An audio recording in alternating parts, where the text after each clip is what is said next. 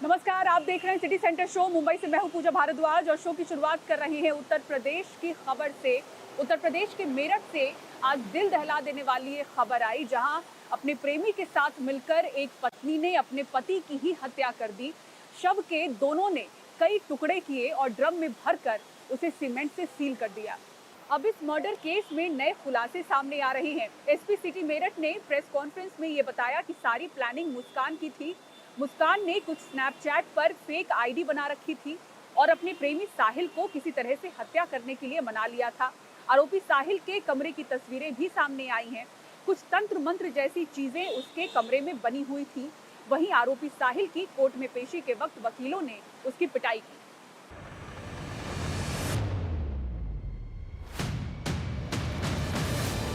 18 को उसने हमारे सामने आके बताया है कि मम्मी ऐसे ऐसे हमने सौरभ को मार दिया है, कि सौरभ इससे ब्लाइंड लव करता था, लड़की ही बदतमीज थी हमारी।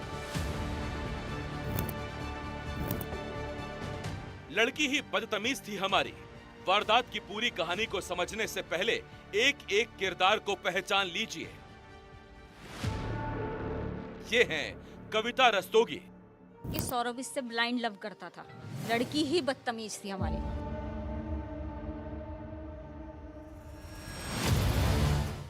और कविता जिस सौरभ का नाम ले रही है, उनका पूरा नाम है सौरभ राजपूत, जो कि कविता रस्तोगी के दामाद हैं।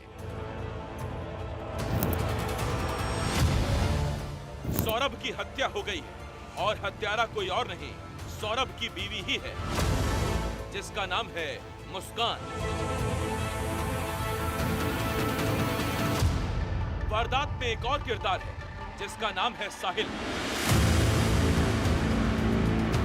साहिल मुस्कान का प्रेमी है। आरोप है कि पति की हत्या के लिए मुस्कान ने अपने प्रेमी साहिल की भी मदद ली है। बदतमीज लड़का साहिल उसे नशे करवा रहा है। जी फांसी होनी चाहिए। ये मेरठ का ब्रह्मपुरी इलाका है और यही वो घर है जिसमें वारदात को अंजाम दिया गया। फिलहाल पुलिस ने इस मकान में ताला लगा दिया है।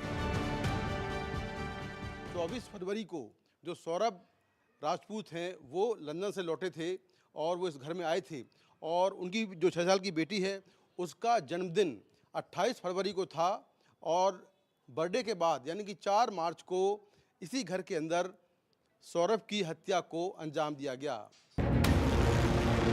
आरोप है कि 4 मार्च को हत्या से पहले मुस्कान ने सौरभ के खाने में नींद की गोलियां मिला दी। जब सौरभ बेहोश हो गया तो उसकी पत्नी मुस्कान ने अपने प्रेमी साहिल के साथ मिलकर सौरभ के 15 टुकड़े कर दिए। हत्या को अंजाम देने के बाद मुस्कान और साहिल ने सौरभ की डेड बॉडी को नीले रंग के ड्रम में डाल दिया। इतना ही नहीं, दोनों ने ड्रम को सीमेंट से भर दिया। मेरठ के इस इलाके में हड़कंप मचा हुआ है। आखिर एक पत्नी ने प्रेमी के साथ मिलकर अपने पति की हत्या क्यों की? वारदात का तरीका तो रोंगटे खड़े करने वाला है ही, जो कारण सामने आ रहे हैं वो भी हैरान करने वाले हैं। Himachal Pradesh power corporation limited के चीफ इंजीनियर विमल नेगी का शव कल बिलासपुर जिले से बरामद हुआ था। 10 मार्च से वो लापता थे। अब इस मामले में विपक्ष ने सीबीआई जांच की मांग की है। हिमाचल विधानसभा में नेता विपक्ष जयराम ठाकुर ने आरोप लगाया है कि हिमाचल पावर कॉर्पोरेशन में पिछले 1-1.5 साल से काफी गंभीर मामले चल रहे हैं, जिसके चलते अधिकारियों की प्रताड़ना और उनके साथ दुर्व्यवहार हो रहा है। उनका नतीजा है कि नेगी के साथ ऐसा हुआ, उनकी हत्या हुई है या फिर उन्होंने आत्महत्या की है, ये जांच का विषय है। उन्होंने कहा कि इस मामले में सरकार भी गंभीर नहीं है, इसलिए मामले की सीबीआई जांच होनी चाहिए। हिमाचल पावर कॉर्पोरेशन के चीफ इंजीनियर विमल नेगी की मौत का मामला हिमाचल प्रदेश में गहरा गया है। परिवार कॉर्पोरेशन पर प्रताड़ना का आरोप लगा रहा है। विमल नेगी का शव लेकर उनके परिजन हिमाचल पावर कॉर्पोरेशन के 2 अधिकारियों को निलंबित करने की मांग कर रहे हैं। आरोप है कि एमडी हरिकेश मीणा और डायरेक्टर विद्युत देसराज ने चीफ इंजीनियर विमल नेगी को प्रताड़ित किया, जिसकी वजह से उन्होंने जान दी। हिमाचल पावर कॉर्पोरेशन के चीफ इंजीनियर विमल नेगी 9 दिन से लापता थे। उनका शव भाखड़ा नागल डैम में बरामद हुआ। परिवार सीबीआई जांच की मांग कर रहा है। 2 दिन से मैं जा रही हूँ, 12 तारीख से मैं यूँ 18 तारीख तक सरकार की घूम घूम के थक गई। सीएम साहब ने बोला पहले आ जाते हम कर लेते। सीएम साहब ने बोला कि डीआईजी लेवल पे एसआईटी हम करेंगे गठित। डीजी उनको फोन कर दिया था उन्होंने मेरे सामने ही, बट उन्होंने जो एसआईटी की कमेटी अभी गठित करी ना, उसमें डीएसपी क्या करेगा? एसपी नहीं उसकी बात सुनेगा। परिवार की शिकायत है कि विभाग उन पर धांधली करने का दबाव डाल रहा था। समय रहते राज्य सरकार ने मामले को गंभीरता से नहीं लिया, जिसकी वजह से एक ईमानदार आदमी को यह कदम उठाना पड़ा। बढ़ते आगे बात करते हैं नागपुर हिंसा की। इस मामले में महिला पुलिस कर्मियों ने शिकायत की है कि दंगाइयों ने उनके साथ बदसलूकी की, उनकी वर्दी खींची, उनके साथ अश्लील हरकतें की। अब इस मामले में एक एफआईआर दर्ज हुई है। फिलहाल पुलिस दंगाइयों की पहचान में जुटी हुई है। एफआईआर में महिला पुलिस कर्मियों से बदसलूकी का जिक्र किया गया है। अब इस पर महाराष्ट्र के मंत्री योगेश कदम ने कहा है कि महिला पुलिस कर्मियों से जिसने भी छेड़छाड़ की है उसे छोड़ा नहीं जाएगा। और अगली खबर कर्नाटक से। कर्नाटक के उडुपी में एक महिला को बांधकर पीटा गया।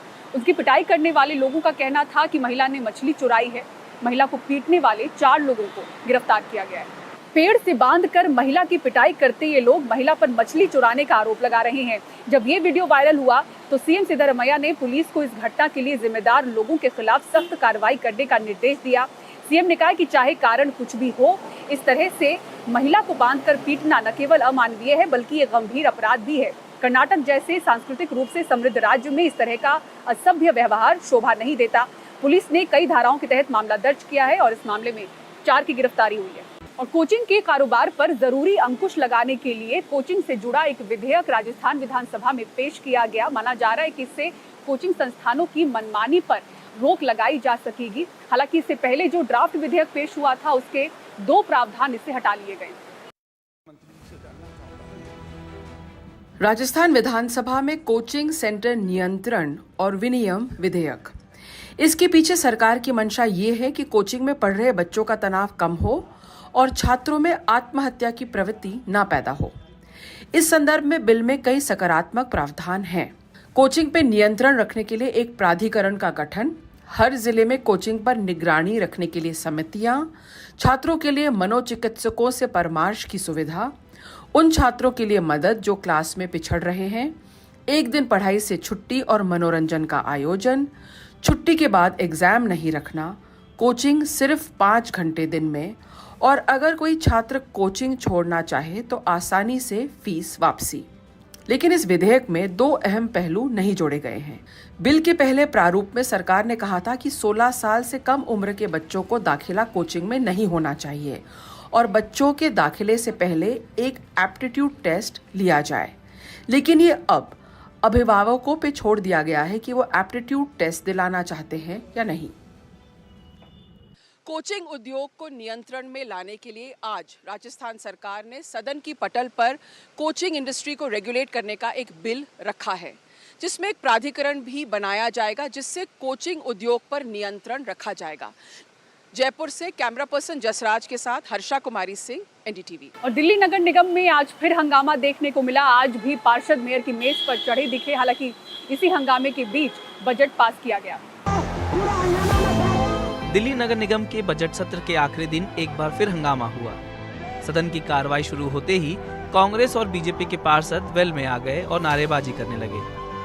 कांग्रेस के पार्षदों के हाथों में पोस्टर थे, जबकि बीजेपी ने आम आदमी पार्टी के खिलाफ नारे लगाए और मेयर की मेज पर चढ़कर प्रदर्शन किया। साथ ही आम आदमी पार्टी ने भी बीजेपी के खिलाफ नारेबाजी की। सदन में जो बजट रखा गया 2025-26 का, वो हमारे नेता सदन मुकेश गोयल जी द्वारा जो प्रस्तुत किया गया, वो देखा आपने किस तरह से बीजेपी वालों ने, जो उनके पार्षद हैं, किस तरह से उन्होंने हंगामा किया। शांतिपूर्वक फिर जो पिछले 2 साल से इन्होंने सदन नहीं चलने दिया, वही माहौल फिर इन्होंने दोबारा बनाया और आज भी इन्होंने बजट का जो सदन है उनको सही ढंग से चलने नहीं दिया। हंगामे के बीच दिल्ली नगर निगम का 17,000 करोड़ का बजट पास हो गया। इसके साथ ही 100 गज से कम वाले घरों का संपत्ति कर माफ कर दिया गया। हंगामे के दौरान आम आदमी पार्टी ने महिला पार्षद को चोट लगने का आरोप लगाया, जिसका जवाब बीजेपी ने दिया। दिल्ली नगर निगम में पहली बार आम आदमी पार्टी सत्ता में आई है। दिल्ली विधानसभा चुनाव में हार के बाद पार्टी के कई पार्षद बीजेपी में शामिल हो गए। अब माना जा रहा है कि मेयर पद के चुनाव में बीजेपी अपना मेयर बना लेगी। इस तरह पहली बार दिल्ली में ट्रिपल इंजन की सरकार होगी। और सुप्रीम कोर्ट ने सीबीआई से बिल्डर बैंकिंग गठजोड़ की जांच करने के लिए कहा है। आदेश दिया है कि इसकी जांच के लिए सीबीआई प्रपोजल तैयार करे ताकि घर खरीदारों की जो गाढ़ी कमाई है वो न डूबे। शुभांग ठाकुर की विशेष रिपोर्ट आपको दिखाते हैं। जस्टिस सूर्यकांत और जस्टिस एन कोटेश्वर सिंह की पीठ ने मंगलवार को नोएडा के रुके हुए हाउसिंग प्रोजेक्ट्स के मामले में सुनवाई करते हुए कहा कि हजारों घर खरीदार सबवेंशन योजना से प्रभावित हुए हैं।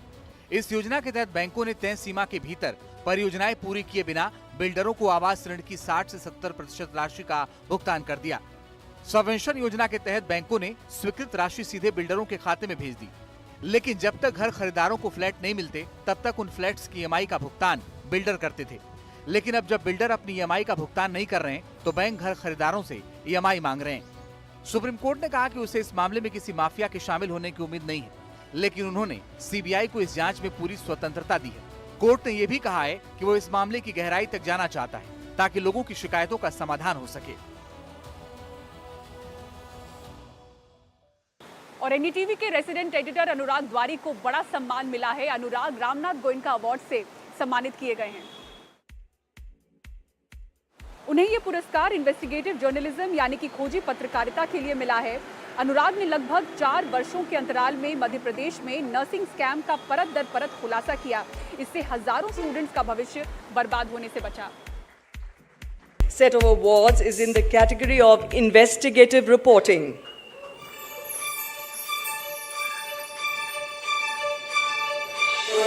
The winners in broadcast is Anurag Dwari, NDTV.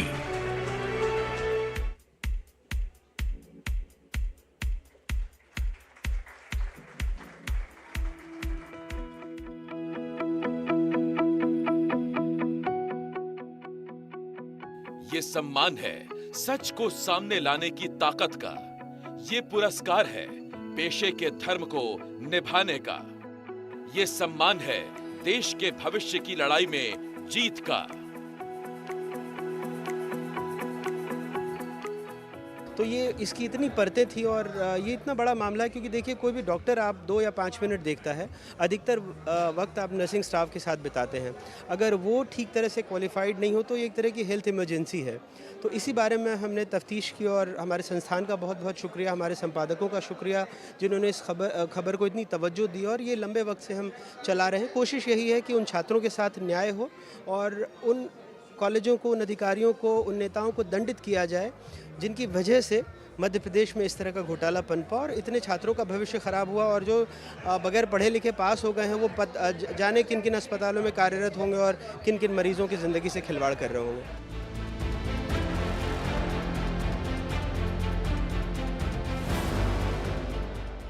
देश के दिल यानी मध्य प्रदेश नर्सिंग शिक्षा के शुद्धिकरण का पीड़ा उठाते हुए लगा नहीं था कि मंजिल इतनी मुश्किल है।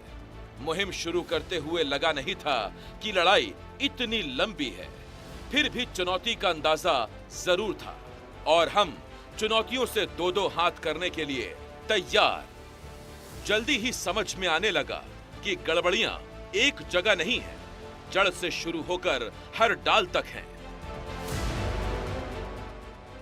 नर्सिंग कॉलेज को मान्यता देने में गड़बड़ झाला, नर्सिंग के पूरे इंफ्रास्ट्रक्चर में फर्जीवाड़ा, नर्सिंग कॉलेज के रूल रेगुलेशन में घोटाला, नर्सिंग कॉलेज के मैनेजमेंट में खामियों का जखीरा और तो और नर्सिंग स्कैम की जांच तक में स्कैम। कह सकते हैं कि नर्सिंग शिक्षा के पूरे वजूद में ही खामी, खामी और खामी। हमारी खोजी मुहिम जारी रही। अथक कोशिशों के बाद हमें कामयाबी मिलनी शुरू हुई। नर्सिंग शिक्षा के नाम पर चल रहे मजाक का एक एक सच सामने आने लगा और आखिरकार शुद्धिकरण का मार्ग प्रशस्त हुआ। हमारी कोशिशों को मंजिल मिली। एमपी में पूरी नर्सिंग शिक्षा की नए सिरे से सफाई शुरू हुई। मेरे संस्थान का बहुत ज़्यादा शुक्रिया, जिन्होंने पिछले लगभग 2 दशकों में इस तरह के कई मौके मुझे दिए और कभी किसी तरह की कोई सेंसरशिप नहीं रही किसी खबर को लेकर के। और तमाम हमारे संपादकों का, तमाम हमारे वरिष्ठों का और तमाम हमारे सहयोगियों का भी शुक्रिया, जिन्होंने खबर में, क्योंकि सबसे ज़रूरी आपके कैमरा सहयोगी, आपके प्रोड्यूसर, आपके एडिटर्स और आपके और स्थानीय साथी होते हैं जो हमेशा किसी न किसी रूप में सहयोग कर रहे होते हैं। एक चेहरा आप होते हैं लेकिन पूरा टीम वर्क होता है, हमारे संपादकों से लेकर हमारे स्थानीय साथियों से लेकर हमारे कैमरा सहयोगी रिजवान भाई, जिनके बगैर ये खबर मुमकिन नहीं थी। महामहिम के हाथों सम्मानित होकर गौरव का एहसास हुआ। हमें हमारी जिम्मेदारी पूरी कर अच्छा लगा और उससे भी सुखद नर्सिंग के हजारों बच्चों के भविष्य को संवार कर बचा कर लगा। अनुराग और एनडीटीवी की पूरी टीम की ओर से इस अवार्ड को हमारा सम्मान है। हमारे पेशे के लिए हमें अपनी जिम्मेदारियों का एहसास है। हम आखिरी व्यक्ति की आवाज बनकर खड़े रहने के लिए प्रतिबद्ध हैं।